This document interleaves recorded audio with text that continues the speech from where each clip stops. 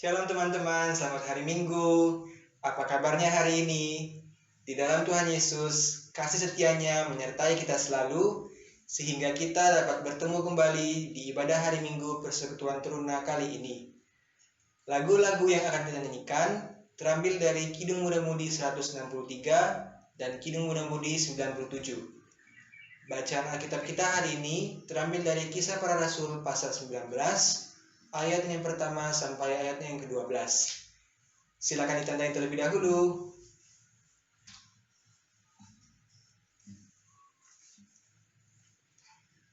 Mari memulai persekutuan kita. Terpujilah Allah dan Bapa kita Tuhan Yesus Kristus yang mengaruniakan damai sejahteranya, yang melampaui segala akal, memelihara hati dan pikiran kita di dalam Kristus Yesus. Bagimu damai sejahtera.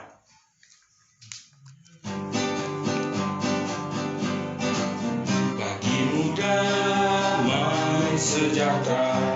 Bagimu damai sejahtera.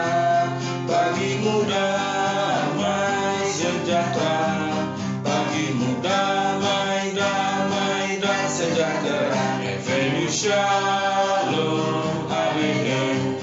Evenu Shalom Aleichem. Evenu Shalom Aleichem. Evenu Shalom, Shalom, Shalom Aleichem. Bagimu damai sejahtera. Bagimu damai sejahtera. Bagimu damai sejahtera. Bagimu damai, damai dan sejahtera. Evenu Shalom Aleichem. Evenu Shalom Aleichem. Evenu Shalom Aleichem. Evenu Shalom, Shalom, Shalom Aleichem.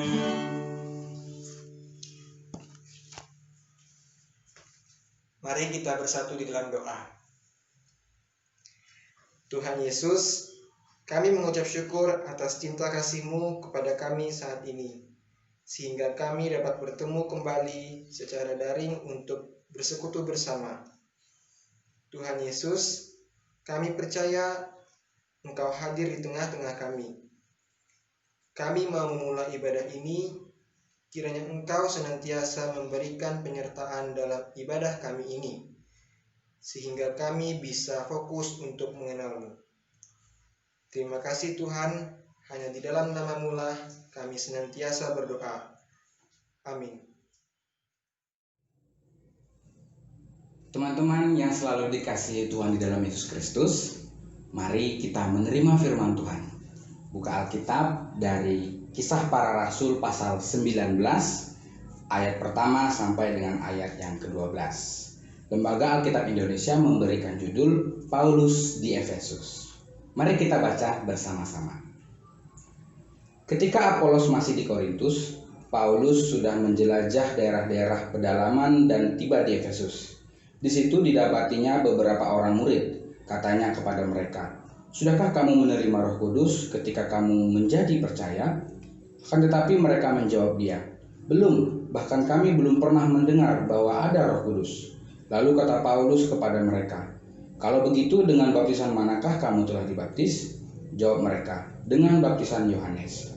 Kata Paulus, "Baptisan Yohanes adalah pembaptisan orang yang telah bertobat." Dan ia berkata kepada orang banyak bahwa mereka harus percaya kepada Dia yang datang kemudian daripadanya, yaitu Yesus. Ketika mereka mendengar hal itu, mereka memberi diri mereka dibaptis dalam nama Tuhan Yesus. Dan ketika Paulus menumpangkan tangan di atas mereka, turunlah Roh Kudus ke atas mereka, dan mulailah mereka berkata-kata dalam bahasa roh dan bernubuat. Jumlah mereka adalah kira-kira 12 orang. Selama 3 bulan Paulus mengunjungi rumah ibadat di situ dan mengajar dengan berani. Oleh pemberitaannya, ia berusaha meyakinkan mereka tentang kerajaan Allah. Tetapi ada beberapa orang yang tegar hatinya. Mereka tidak mau diyakinkan, malahan mengumpat jalan Tuhan di depan orang banyak. Karena itu Paulus meninggalkan mereka dan memisahkan murid-muridnya dari mereka. dan setiap hari berbicara di ruang kuliah Tiranus. Hal ini dilakukannya 2 tahun lamanya, sehingga semua penduduk Asia mendengar firman Tuhan, baik orang Yahudi maupun orang Yunani. Oleh Paulus, Allah mengadakan mukjizat-mukjizat yang luar biasa. Bahkan orang membawa sapu tangan atau kain yang pernah dipakai oleh Paulus dan meletakkannya atas orang-orang sakit. Maka lenyaplah penyakit mereka dan keluarlah roh-roh jahat. Demikian pembacaan firman Tuhan. Terpujilah Kristus. Haleluya. Haleluya. Haleluya. Haleluya.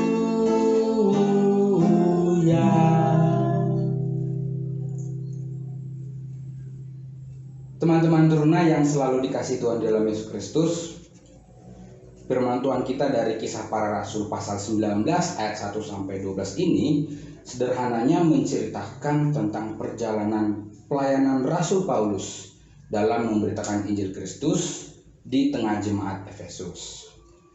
Nah, di dalam pelayanannya tersebut tentu saja ada banyak hal yang Paulus hadapi. Ada yang menolak pemberitaan Injil itu dan ada juga yang menerima. Mereka yang menerima Injil yang diberitakan oleh Paulus tersebut, kemudian mereka percaya dan memberi diri untuk dibaptis. Dan mereka yang menolak, mereka mengumpat apa yang diberitakan oleh Paulus, yaitu Injil Kristus. Ini bisa kita lihat di ayat yang ke-9. Ada orang-orang yang tegar hatinya, artinya mereka keras hati tidak mau menerima pemberitaan firman Tuhan oleh Paulus.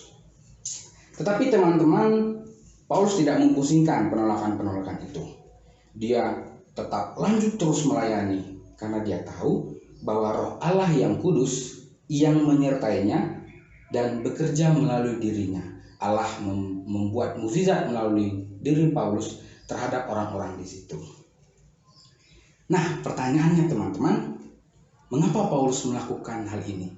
Mengapa Paulus memberitakan Injil khususnya di daerah di kota Efesus?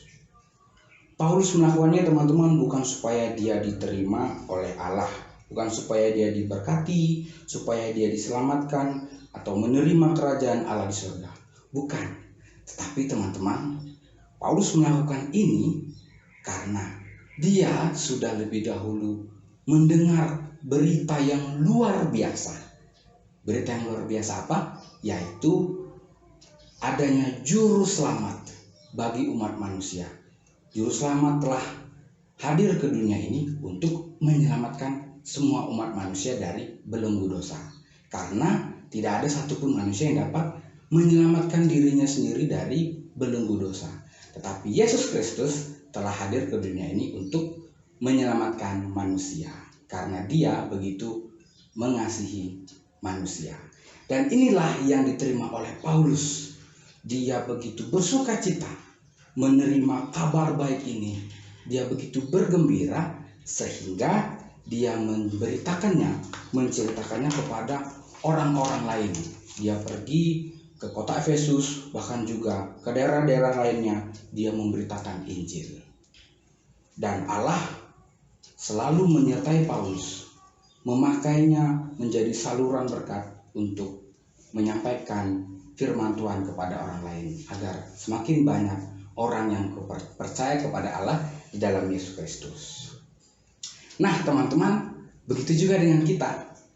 Kita yang adalah juga saksi Kristus, karena kita percaya kepadanya, kita melakukan pemberitaan Injil karena kita mendengar, kita menerima kabar baik, yaitu Tuhan Yesus yang sudah menyelamatkan kita dari belenggu dosa.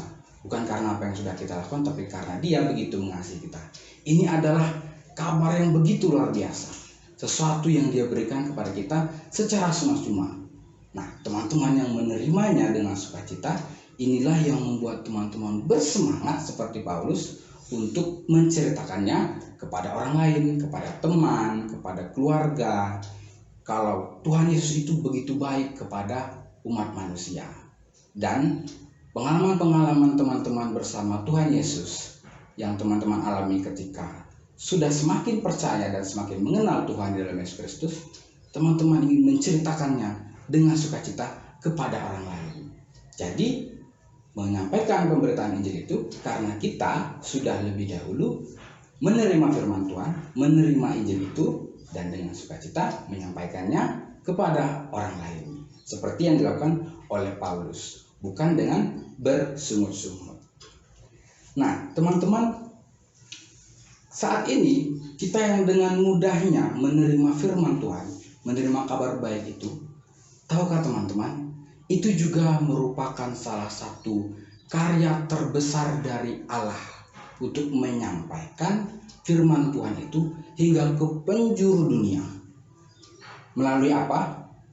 Dengan terciptanya kemajuan teknologi, internet, adanya satelit, gadget teman-teman yang begitu canggih hingga sampai saat ini, sehingga kita bisa semakin mudah untuk menerima firman Tuhan, untuk mengikuti persekutuan, mendengar firman Tuhan dalam persekutuan. Dan kabar yang begitu luar biasa ini juga teman-teman membuat kita bersukacita, semakin mengenal Tuhan dan menceritakannya kepada orang-orang di sekitar kita.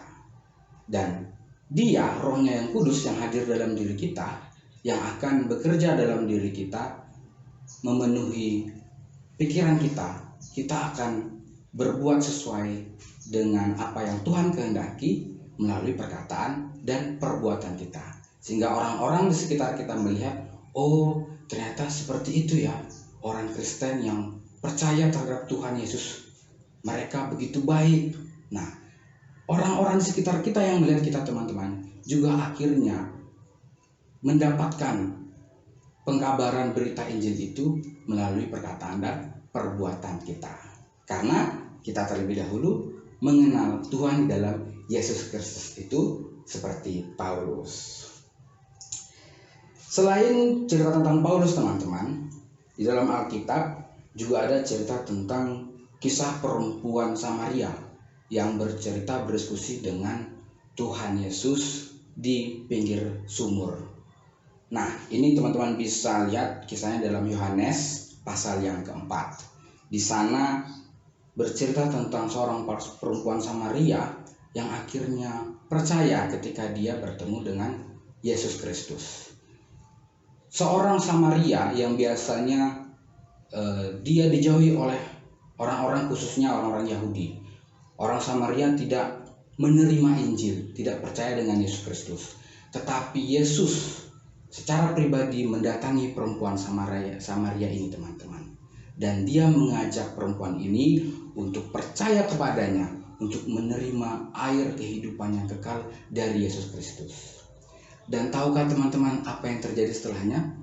Perempuan Samaria ini setelah mengenal dan percaya kepada Yesus, kemudian dia bersukacita, bersemangat, pergi ke daerah lain di kota tersebut untuk menceritakan apa yang dia alaminya, yaitu tentang Yesus Kristus. Dan apa yang terjadi setelahnya? Orang-orang, khususnya orang-orang Samaria di daerah itu, menjadi ingin membuktikan siapa Tuhan Yesus itu. Setelah mereka melihat, dan orang-orang tersebut pun menjadi percaya. Begitulah teman-teman cerita perempuan Samaria yang juga memberitakan tentang Tuhan Yesus kepada orang lain. Jadi bukan karena siapa diri kita, bukan karena baik buruknya yang sudah kita lakukan, tetapi karena Tuhan di dalam Yesus Kristus sudah begitu baik kepada kita, sudah begitu mengasihi kita, mengasihi teman-teman sekalian. Inilah yang membuat kita menjadi bersukacita untuk menceritakannya, mengkabarkannya dengan orang-orang di sekitar kita. Ketika teman-teman telah semakin mengenal kebaikan Tuhan, semakin percaya, maka secara otomatis itu dalam diri kita, dengan bersukacita kita membagikannya kepada orang lain. Sama seperti ketika kita menyukai seseorang, dengan sukacita karena kekaguman kita menceritakannya kepada orang lain. Oh, dia begitu cantik atau ganteng, begitu baik padaku. Nah, maka kita menceritakannya kepada teman kita misalnya. Seperti itulah kita menjadi saksi Kristus dan menceritakan kebaikan Tuhan kepada orang lain. Kita adalah saksi Kristus karena kita sudah percaya di dalam Dia, yaitu Tuhan Yesus Kristus yang mengasihi kita. Amin. Tuhan memakai kita untuk menjadi saluran berkat, memancarkan cahayanya, serta mewartakan Kristus dengan kasih-Nya di jalan hidup yang lebar sempit. Di jalan hidup yang lebar sempit, orang sedih mengerang. Tolong mereka yang dalam gelap, bawalah sinar terang. Pakailah aku jalan berkat-Mu, memancarkan cahaya-Mu.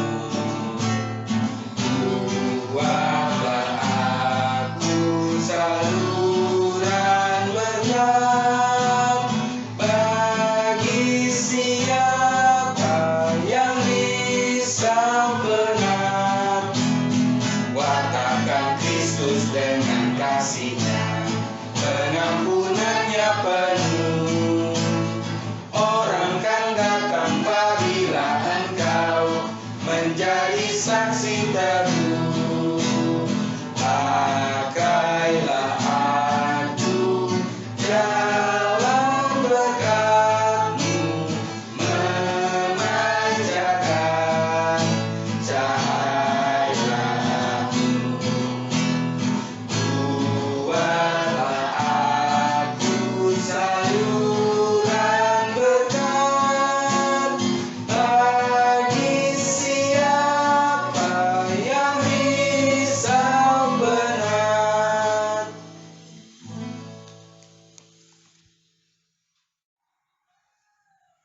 Teman-teman teruna, mari berdoa.